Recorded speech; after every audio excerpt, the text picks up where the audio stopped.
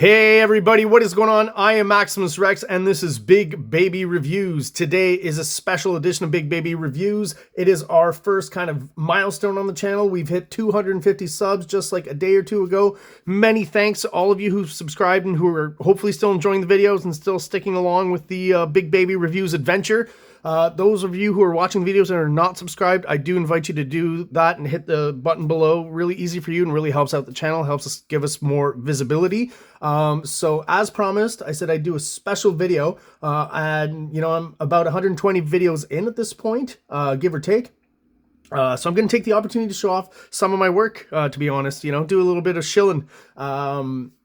You've seen some of my artwork, I guess, in the title cards and the intro vid with the song and that. So, I mean, it's giving you a hint of the comic that I work on, but that's what you see before you right now.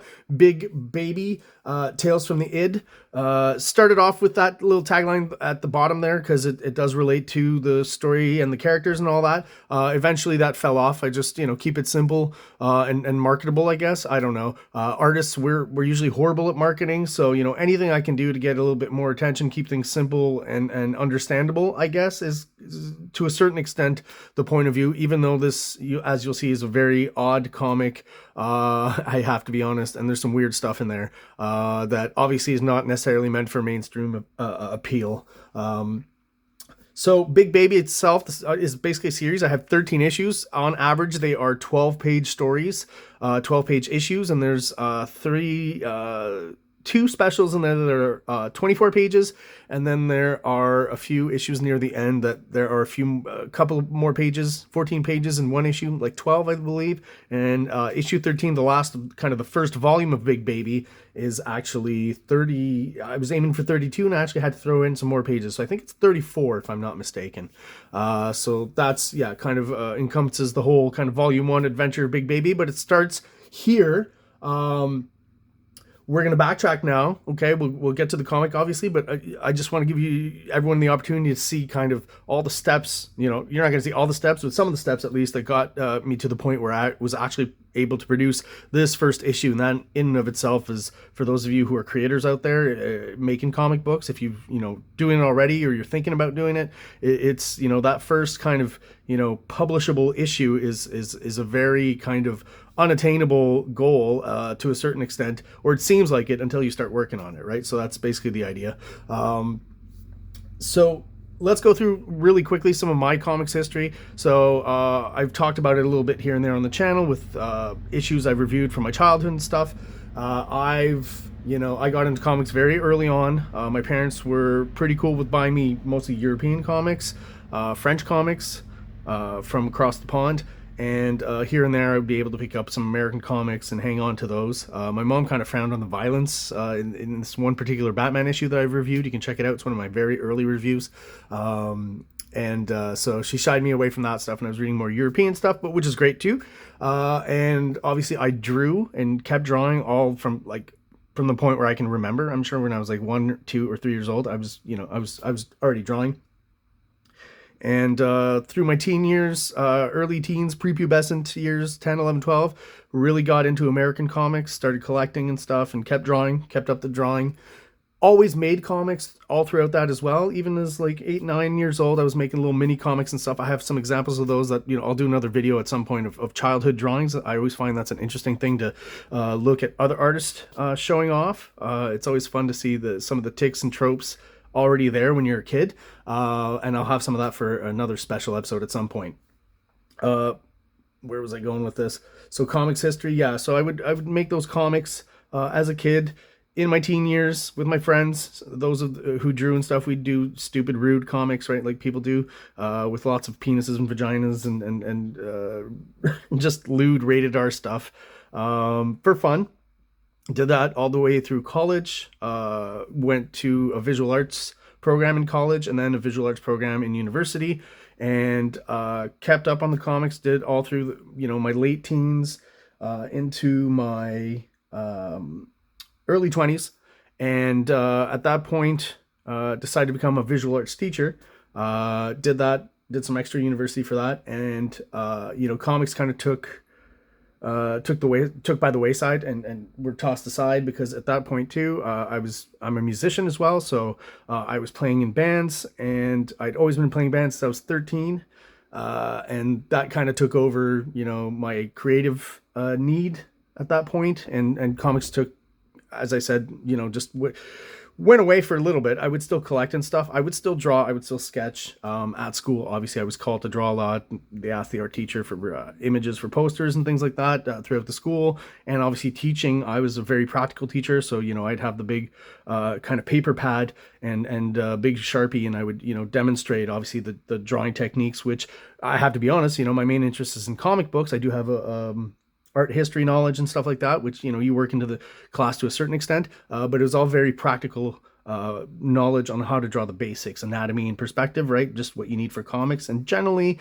kids in their teen years that I was teaching in high school, that's generally what they're interested in learning about. The movements and stuff, I find they're maybe a little, the art movements and the philosophies behind it and this and that, they're more interested in once they know how to actually do it, right? And know the basics of it, so and comic books is that, really, if you're talking about illustrative realism art, that's, most of comics is in that vein. Obviously, there's a wide range of artists like myself who's definitely not, the classical style, and definitely more cartoony, as you can see from this cover here.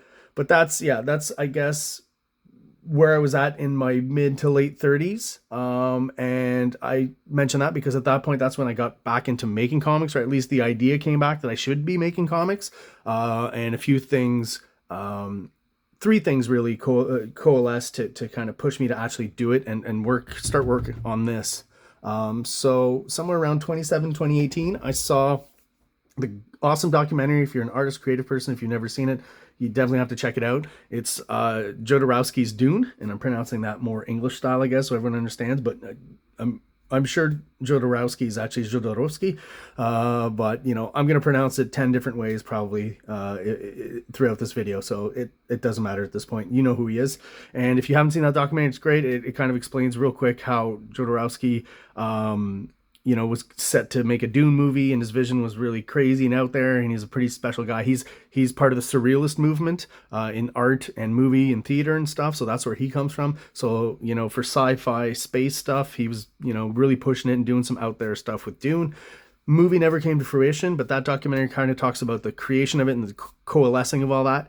And it was just really inspiring to me, and it got me interested in surrealism again. I'd studied that in college and university, and I was aware of it and stuff, but you never delved deep into the concepts and trying out some surrealist activities and stuff. And for fun, you guys can do that. You throw 3 or 4 words, you decide how many words, it doesn't matter, but you kind of throw 4 or 5 random words that just pop inside of your head, even if they have no connection or whatever. So, ice cream car, summertime, pig, right? So, with those 3 things right now, what I would do is I would, for some reason, this is what I see is, a pig driving a car that has ice cream for wheels, and it's on the beach somewhere and it's summertime, right? So that would be a pretty surrealist image. But when you're dealing with comic books and fantasy and, cartooniness and, anthropomorphic animals as humans, all of that is basically surrealism, right? Most of it is, even superheroes, humans with powers and stuff. I mean, today it's getting crazy where maybe humans actually will develop powers, or, these parkour guys who leap from rooftop to rooftop, like Daredevil or Spider-Man or something like that, right? So humans are achieving stuff, but let's just say superpowers don't exist. That's a surrealist kind of idea right away, that humans would have powers like that. So whether very literal or more kind of, poetically and lyrically presented as some of the European authors can do, a lot of it has to deal with surrealism, and it really opens you up to when you have mental blocks and in your art and you haven't been drawing and stuff. So again, I'm getting ahead of myself. So really into Jodorowsky, what ended up happening is I started developing this kind of, I'll show you the sketchbook real quick here. I've got a couple, and I'm just going to go through quickly. I started deciding that I needed to just sketch a lot and draw scenes that kind of popped up in my head real quick, and not necessarily have to connect them all together, and be very kind of methodical in plotting out a story. I was just throwing down ideas, random ideas, right? And things, you know, room types, and this is real quick. This is early beginnings, and then sometimes sequences. As you can see down here, right? Some key scenes, I guess. And just started developing it that way, seeing kind of a scene that I would like to draw, I guess, or that I would find interesting visually, and then slowly connecting all those together, you know. And then eventually I really like this guy's design, so I figured there'd be some sort of druid characters, I guess, is what they're going for there. That's that type of character. And just putting all these ideas down, right? And it was great because it was very freeing. I decided to draw in ink so I would get used to putting down a final line, because I really needed to up my game as far as inking. That was my one kind of weakness, you know. Not to say that I'm the greatest penciler in the world, but I feel like I can do a good enough job. But the inking is what I need to work on. So I was really forcing myself to just draw in ink and get more comfortable drawing with inking implements, even though right here I'm kind of contradicting that, but that's, you know. So a bit of an influence from obviously Jodorowsky and Dune itself, and psychedelics. I was getting interested in psychedelia and psychedelics at that point. I won't go into detail on that, maybe another video at some point. But again, here's like another kind of key scene that I know I would use there. Kind of a sequence, 3 panels. Got that worked out. So there's a lot of stuff here that I would pick from for the first comic that I was going to create, right? And it involved, you know, you saw the multiple faces earlier, you know, the multiple versions of the same character existing in different worlds, and, you know, using psychedelics to access all these 7 worlds, and, you know, in one he's overweight, and, you know, all these things.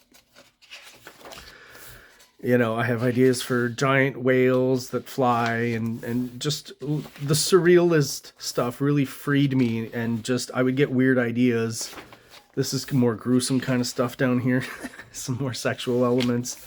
But it was, again, just I'll mention it was very freeing to kind of work on this and just try anything, and any idea that kind of popped in my head I could throw on the page, you know. I mean, this guy's called the Mad Masturbator, so, you know. Any oddball concept can work, right? So I just, any idea, Sasquatch with the third eye, you know, that's, I got another sequence here of, you know, human hunting, just any, oh, there's some more interesting guys there. So I'll go quickly, filled up sketchbooks, 2 of them, right? That one's pretty thick. And over a few years, maybe 1.5 years, 2 years, right? Just fill this up. All concepts and hopefully ideas that could fit within that world, right? Sometimes I write a lot. Some characters I bring back that I created as a kid, modify them sometimes. And I mean, you'll see, it's that European vibe, it's that surrealist movement, Jodorowsky, weird characters.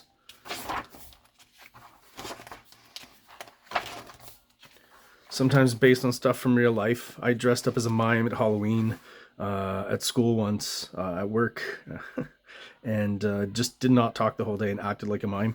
So I actually based a character on that. He's over here somewhere. Why did I skip over him? There's his face. There he is. That was basically my makeup.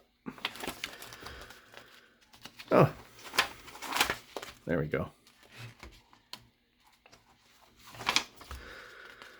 So at a certain point, there's a lot of great material. Oh, I actually glued this in. Interesting. Yeah, this was a surrealist activity, right? I had basically told a student who was blocked, I said, you just throw some stuff together, words, again, that same principle, and draw it.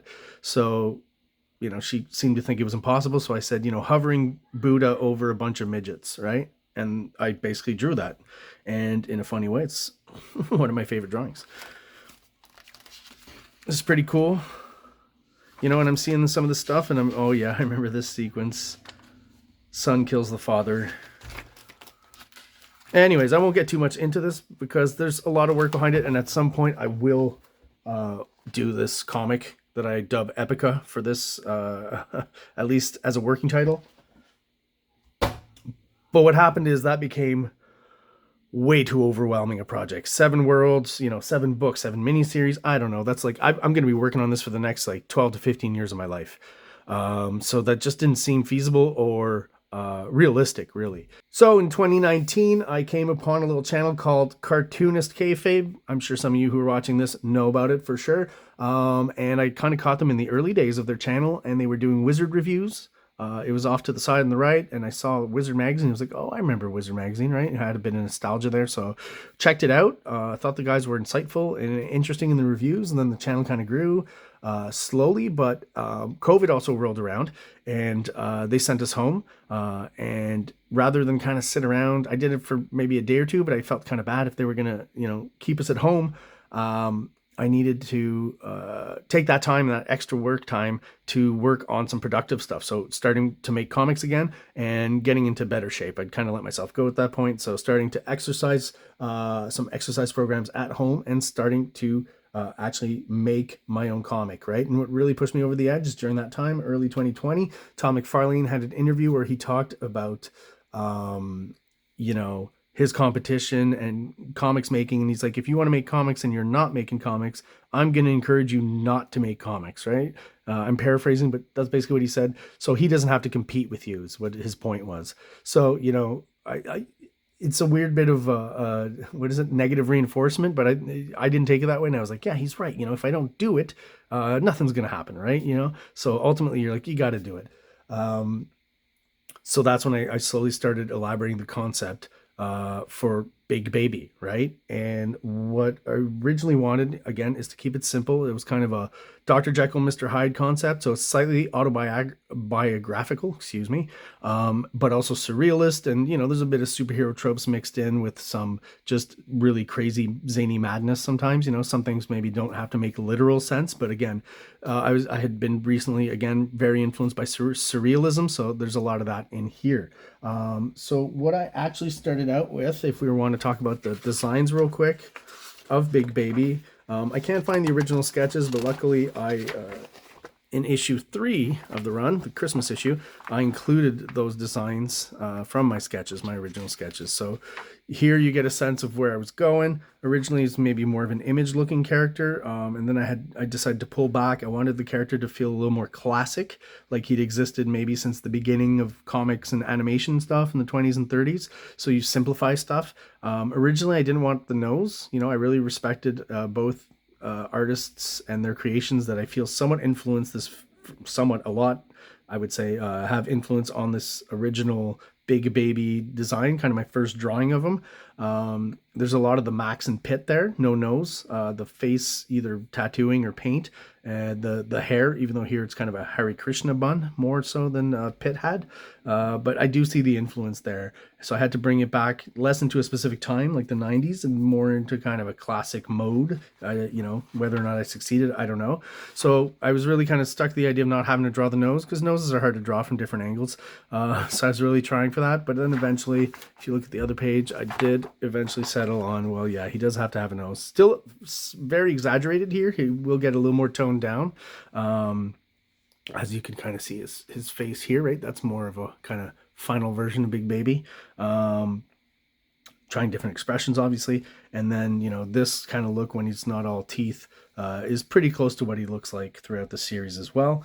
I tried feet for a while because I thought it was even funnier. The way I draw his huge crotch bulge, even though we don't know if that's genitalia or not. We'll find out maybe at some point. Drawing the feet just made people question even more if he was naked or not. But I felt it was just maybe just a little too detailed. And eventually I decided I'd kind of rip off or be inspired by the Silver Surfer and Jack Kirby, where he streamlined the Silver Surfer's body. No ears, no eyebrows, no pupils, no toes. Actually, his feet are just pointy, right, like a boot. And technically I guess he's supposed to be naked, right? They used to kind of want to draw him with like silvery swishy underwear lines back in the 60s, but he's basically naked with no genitalia, and he's got pointed feet. So I took that as well from the Silver Surfer and Jack Kirby's design, and I do think ultimately with the final design, what you get here and here, I do feel you get somewhat of a design that feels classic and simple and familiar, I guess, even though you know, it is my creation and it's pretty recent. There's just, yeah, I hope I've succeeded at doing that anyways. I'm not 100% sure, but, you know, other people will tell me. So for issue 1, we're going to go through the steps real quick of all the work that went behind the scenes, right? So what I usually do is I decided on the format of the paper, right? That's important. You got to be practical. You're going to be printing on a printer. So I felt that legal size paper was the best. And that's what I worked with even from the beginning with the thumbnails, because sheets of paper, if you fold them right, it's all kind of proportionate. So you draw something this size, it's going to be proportionate and fit perfectly right here. You know, if you draw something this size, it's the actual size, right? You know, that's how it works. So I would first do what's called thumbnails. I hope that fits in the frame pretty well. There we go. So this is one page, this is one page, this is one page, etc., etc. You know, double page splash down here. And I basically kind of do all the storytelling and the basic structure, not too much detail, but the basic structure and black areas and stuff. And then do a lot more, as you'll see with like this first page here of the comic. I do more of the detail in the final inking. But you do try to get, you know, the important stuff down at this level. The lettering and stuff I work in right away because it's part of the image. And there's a 12-page story here, so you get 12 pages of comic book art. Last little splash page here. The back cover I decided of the comic is going to look like this. And this was the original cover right here. And these were two options for the image on the credits page when you open up. I like to have it, every issue has like a mini pinup in the credits page or on the credits page. So that was going to be a Toxic Avenger inspiration, and this was just, you know, working with shadows in the back, keeping it simple so we can see the character. And I wasn't very satisfied with it, so what I did do at some point is fold another sheet of paper, do some more cover sketches. There's a few here that are interesting. I was trying to work in his crotch somehow. I kind of still like this one where he's standing on top of the earth. It kind of relates to a panel later in the comic. But eventually I settled with this one here. You know, I like the concept of him and the earth somehow, some sort of interaction. So I think, you know, presenting the character on a #1 issue, you want to, you know, be obvious and show most of the character, and that's what I chose to do here. So that's what ended up being the final cover. So what I do is I take these, I scan them, blow them up, right? Sometimes you can just do it on the photocopier too. There's many different ways.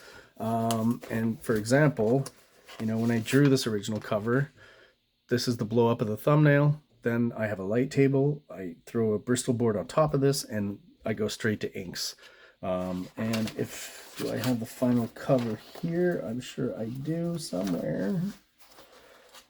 Not in the right order, it seems. Well, it gives you an idea anyways. You saw my thumbnails of, you know, what the final pages end up looking like.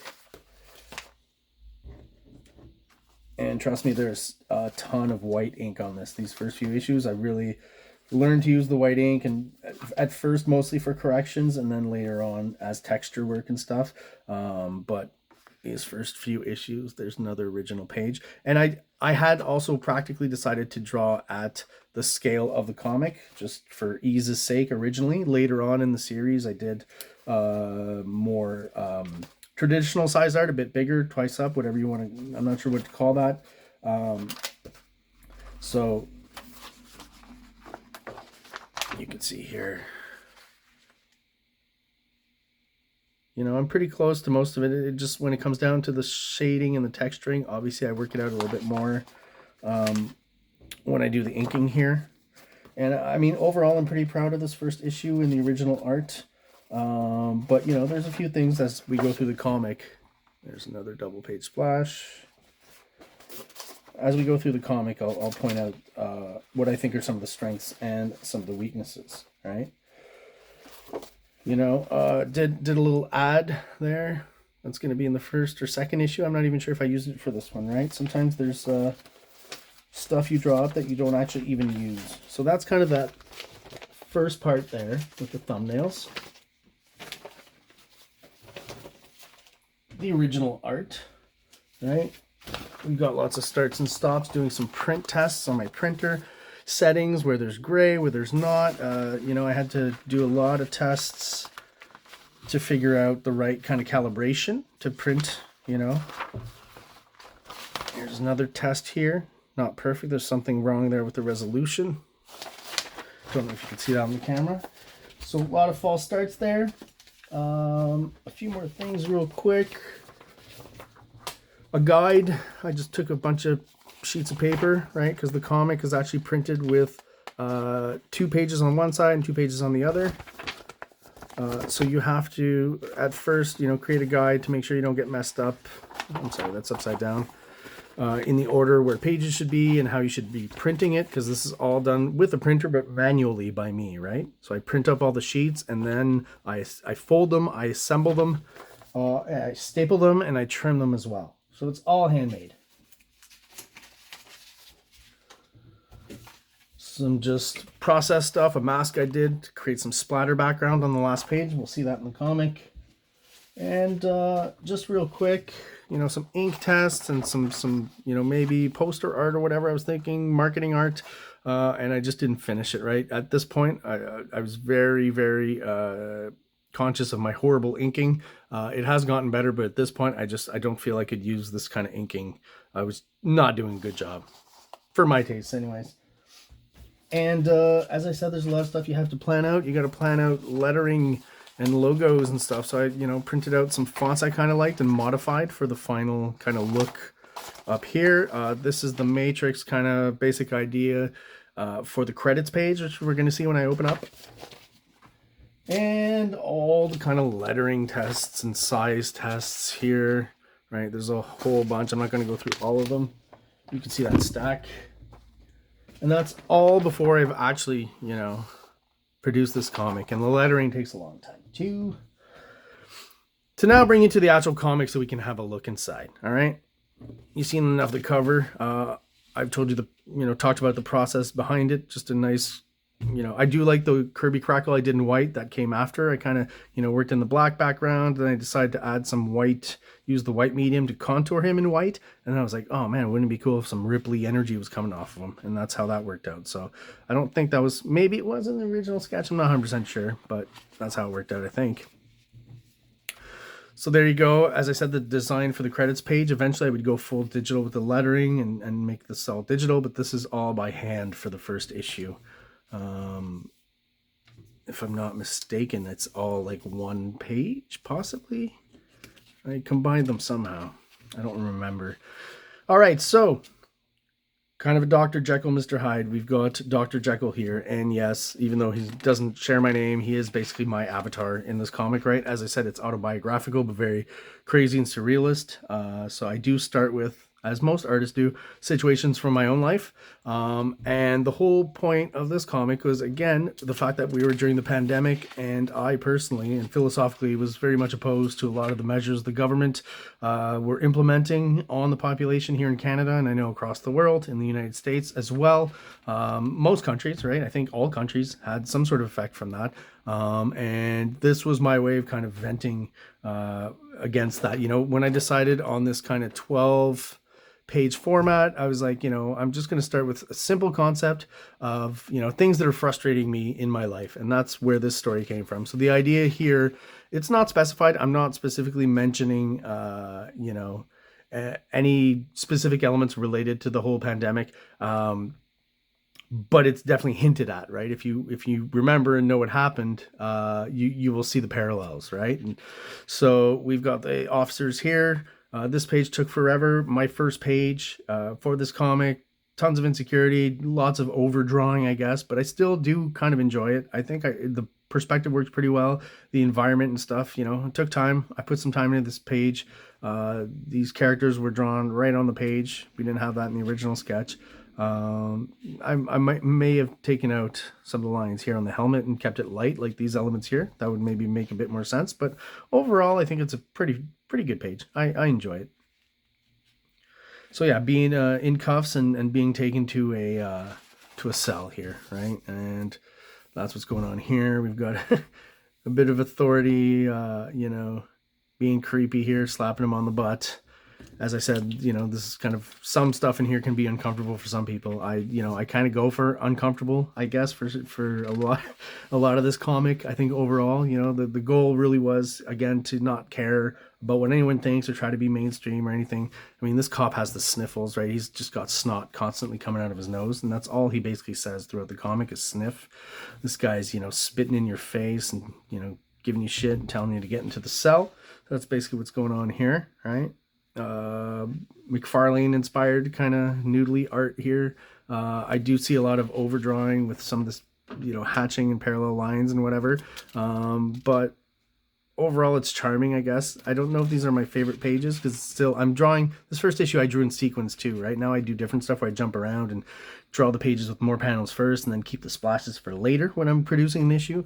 But here I was really going page by page and struggling and on each page and dreading it and you know, trying to figure out how best to get across what I was trying to get across. So here we meet a cellmate. Kind of ballsy, I think, that I just left all this white, considering how much, you know, when you're first drawing, you want to just put so many lines in, as you can tell with most of the other page here. But yeah, so he meets his cellmate and, you know, he's in there. You know, he explains he was out past curfew, right? Relates to the 2020 there. He's voluntary, right? So he's voluntary imprisoned himself. So, you know, he's kind of the other side, the other flip of the coin there. And he's giving him crap, right? And this is kind of the basic premise of Big Baby. When someone, I guess, starts shitting on him or starts annoying him, right? That's when, you know, the id, Tales from the Id, the id of this character, who is me, basically my avatar, comes out. And he always comes out. The concept is that he comes out of his body through a different orifice every time. So this first issue, not going to go too crazy right away with the orifices. So the mouth seemed like the most obvious. So that's what's happening here. If I have any regret with kind of this lead up here, it's that I didn't save it for the next page reveal, right? But there's kind of a reason why I didn't do it that way, but it's kind of odd that the reveal is right here at the end of the page, where I do think it should be on the page flip. But, you know, that's not what I did. And there's a reason for it. Because I wanted, you know, the reveal to the double page splash. So I kind of revealed the character first, but hopefully for a good payoff here. Pretty happy about this page. I reworked this area here on the original art. I threw white on top of here like 7 times, I think. I just could not get it right or get it to where I wanted it. And eventually I was able to, I mean, I think it looks all right now, but it took a while. Maybe it's still a little bit wonky, but I was pretty happy with it there. I like these kind of straight strokes I did here, kind of Jack Kirby-ish sinew. Just a bit of the foot coming out of the frame. This, you know, early on, if you look at this comic, right? Let me go to the next page, maybe. So he obviously kicking his roommate out. And then, you know, Big Baby introducing himself, basically. If you really pay attention to the art and the way the cell's been broken open, there should be, hopefully, if you're dirty-minded, you'll notice what that is there. I'll give you a few seconds and then, you know, give you the spoiler. Yes, it's meant to resemble a vagina. So I basically, for Big Baby, decided on doing the basic 6 panel grid, right? So even though this is combined 4 panels, we'll say it is that basic grid all throughout. And I wanted to be very traditional and stay within the frame. And as you can see right away, it just really felt more natural for me to start having characters come out of the frame, right? I did it here, right behind these panels here. Did it here with his arms. And like I said, I think it maybe even here is where it started. And the fist here, the hand. Yeah, right off the bat I was doing it. Did I even do it on the first page? Yeah, coming out of the panel here. So it's just a natural inclination I seem to have to want to bust out of that border every once in a while. So I just kind of go with it. I do think it brings out different layers and graphic properties that I find interesting. So yeah, I'm going to keep doing it. You know, and of course, because Big Baby is a representation of the id, right? He's clearly very macho. That's just, you know, it's the male brain. although he's not meant to, like the Hulk, be intellectually inferior or a little bit stupid or simple. He's actually quite verbose. Here's a little Easter egg. I think I may have messed it up. Okay, I wanted to throw in the music to the Superman theme here because he's getting shot and the bullets are flying off. And I may have put the Star Wars one there. I'm not 100% sure, honestly. Like, I feel like this goes da da da da da da. Not 100% sure, and I think that's Star Wars and not Superman, so I may have messed that up. But at least it's actual music notation, and you could play this and get the actual melody if you're a musician. So that was important for me because I am a musician. Here's my Rob Liefeld gun, right? And what is a Rob Liefeld gun? It's a gun that you draw when you don't know what guns really should look like. No offense, Rob Liefeld. I like the sequence here, right, where he's kind of shaded and very kind of scary looking here, grabbing the cop by the shoulder, no more bullets, and then we switch the point of view, and we've got it from the back of his mouth, basically. And again, here are the gory, whatever, horror elements or surreal elements. You know, Big Baby bites his head off, so, you know, bit of violence. Nothing, I don't think I ever go too crazy, but I do, if I feel like it, I'll throw in some gore and some blood, right? And definitely lots of blood here on his teeth. And this is really, you know, a reaction obviously to being incarcerated here, and basically I wanted to end the comic on kind of a philosophical creed that Big Baby follows and that I follow as well. The story is called Born Free, if you can read upside down. You know, I've got it tattooed on my hands, and, you know, I do believe a lot in the freedom of the individual. I think it's a very important principle to not get lost when we go too far into politics, right? Whether you're left or right, just the ultimate rights and power of the individual is kind of where it starts, the basic building block. So that's basically what I was trying to get across here. So, you know, he's escaping from this prison. So all of a sudden he's on top of a mountain, right? I don't even want to explain that he went from the prison to the mountain, because, you know, he's probably strong enough to just bust out of the walls and jump or something. And you'll know here, right in the next panel, he's pretty powerful and can do a lot of different things. And the message here, I'll just read out: mere walls cannot contain me. So, right, the prison. Man was not meant for a cage. So this kind of explains that he's gotten out of there. Limits are not set by a city, a country, or a continent. My domain, the universe. So he just busts out of Earth at this point. And again, just more of a crazy surreal element, you know, way out there. A little chance to draw some cosmic background, which was fun. And just art detail. I really like this panel here. I like this whole sequence, honestly. Just the boom here, I would have left out the kind of hatching I did on the inside, so it just pops out more. There's more contrast there because there's a lot of hatching behind it. And I kind of did leave a white space to bring emphasis to something I kind of killed with the hatching there. And I'm pretty happy with that last page. I did not go directly to this page as a swipe, but I was thinking of the Silver Surfer page that Jack Kirby did back in the day, where he's, you know, pissed off, and it's the last issue that Jack Kirby did for Marvel before he went on to DC. So I was thinking of that page when I was doing this. This is that page also I mentioned where I added splatter, where I put a mask on and was able to add splatter around it. And the only difference, I went back and looked at the Silver Surfer issue, there actually is a difference. There's no hand in the Silver Surfer one. So I actually threw this hand in. I thought maybe he was doing it, you know, like I said, I went from a memory and not from the actual artwork. So it's more of an homage there. I just do want to mention it. And of course, as continued from his speech, but from before, when the rights of the individual are upheld, so go the rights of all. That's why I was saying I you know, personally find it's kind of that fundamental building block of society. Submission to authority will never be a feasible option. Liberty or death. And those were my thoughts back in 2020. During that harsh period, I'm sure, for lots of people. I've got an editorial here, you know, not going to go over that. I don't think I'm saying anything super important, but, you know, maybe, you know, for posterity, it's worth reading. First off, thank you so much for buying this book. What you now hold in your hands is the product of endless hours of hard work, so I do hope you liked it. If you did, please stick around. The plan is to publish quarterly, a new issue for every season. I've pretty much kept that up to issue 13, and I maybe even a bit more, I think, more like maybe 4 a year, 5. And I've stopped after volume 1, issue 13, that first kind of storyline, and I'm planning on in the next few months at some point starting up again on Big Baby. I also want to thank everyone out there who helped inspire the tales spun within these pages. Without your stupidity and incompetence, none of this would be possible. So very positive outlook. For legal reasons, I can't actually name you, but you know who you are. So just kind of an in-joke of pointing out that a lot of characters from my real life and situations from my life are incorporated into the comic, right? If you don't know me, then you don't know, right? You just kind of read it objectively, right? Unbiasedly, I guess. Shameless plug, because it's my book. I also have a metal band by the name of Cro-Magnum, which doesn't exist anymore, but you can check out Cro-Magnum Band on YouTube if ever you're interested and check out some videos. And we're releasing our latest EP right now entitled Born Free. Yeah, that's around that time. Check out the advert on the back of this issue for links. So in the end, why Big Baby? Because the rest of the world deserves him. See you next issue. So those are my thoughts in 2021 at this point, I guess, when I wrote that editorial. And there you go.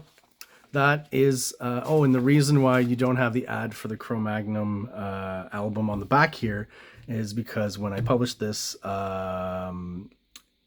originally it had it, and I'm up to like the second or third print. I don't know which one this is. Yeah, this is 145 of 150. This is the second printing, and this was much later, a year later, so I wasn't advertising the album anymore. So I just decided take it out as it was kind of out of date. So there you have it, guys. That's your first look at some of my work with Big Baby Tales from the Id, issue 1, summer 2021. Thank you so much for your support up to this point. Those who are subscribed, those who aren't, please subscribe to help us out. Hope you're enjoying the videos. Hope you enjoyed this one. You know, if you did, there'll be more to come. Next milestone we're trying to hit is 500 subs. So, you know, tell all your friends about the greatness of this channel and especially how humble its host is. So thank you so much, guys, for watching. I really appreciate it. Hope everyone out there has an awesome day. Like, subscribe, like, subscribe. King Comics presents Big Baby, Volume 1, Issues 1 to 13. 204 pages of story and art. King Comics also presents Star Crasher one-shot, 32 pages, cosmic sci-fi surrealist adventure. You can find these fine comics at KINGCOMICS.CA, at MaximusRex13 on Instagram, or on Facebook, MaxRex or Big Baby.